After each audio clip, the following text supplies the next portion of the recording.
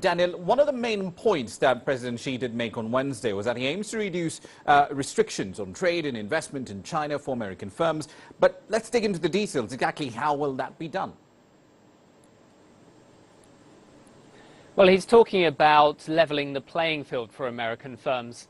And the details of how he will lift restrictions have yet to be seen. I think the conditions around a US business investment in China are certainly something that he was addressing, particularly on legal reforms, administrative ease with which US firms are able to deal with China. And fundamentally, I think that this bilateral investment treaty gives an opportunity perhaps to widen the amount of investments that the US can go into. But it's still, I think there's a fair amount of skepticism from some in the business community about just how penetrating those reforms are. But fundamentally speaking, I think what Xi is saying to the business community is we are going to continue this reform process from an industrial economy to a more consumer-driven economy, and therefore US businesses can play a large part in that transformation going forward, although it may not be at the pace that you want. Indeed. There was also a fairly big order for Boeing, 300 planes valued at about $38 or so billion. Several workers and unions, however, were quite displeased with one part of the deal, moving some manufacturing of the 737 aircraft over to China.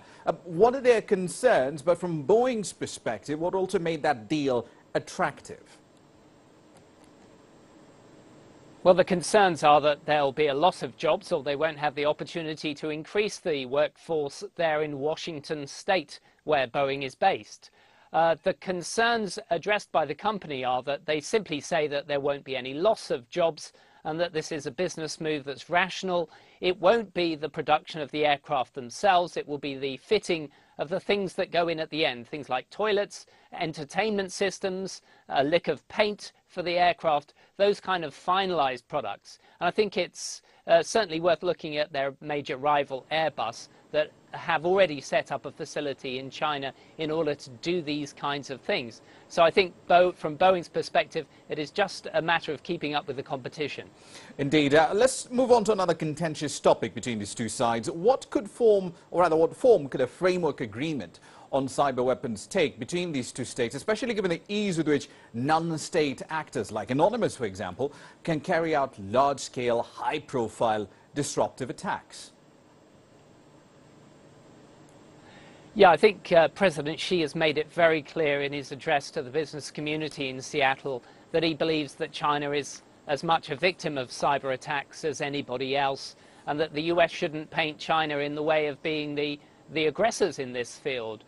I think fundamentally speaking, as we've been listening to some of the US officials have been talking about in the run-up to Xi's visit, I don't think that fundamentally all of the interests on cyberspace are yet aligned. The talks have been progressing, but I don't see the possibility of a major formal agreement on the rules of the road on cyberspace to go forward during this visit, and possibly not for a long while, although officials are talking about sort of informal ways in which they can agree to discuss these between government officials on a daily basis.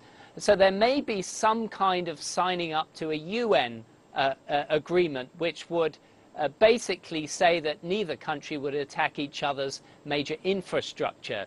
That's a very real possibility, given that it's a very practical thing that can help the people of both countries. But I don't see a major formal deal in the near future because it's simply too complex an issue.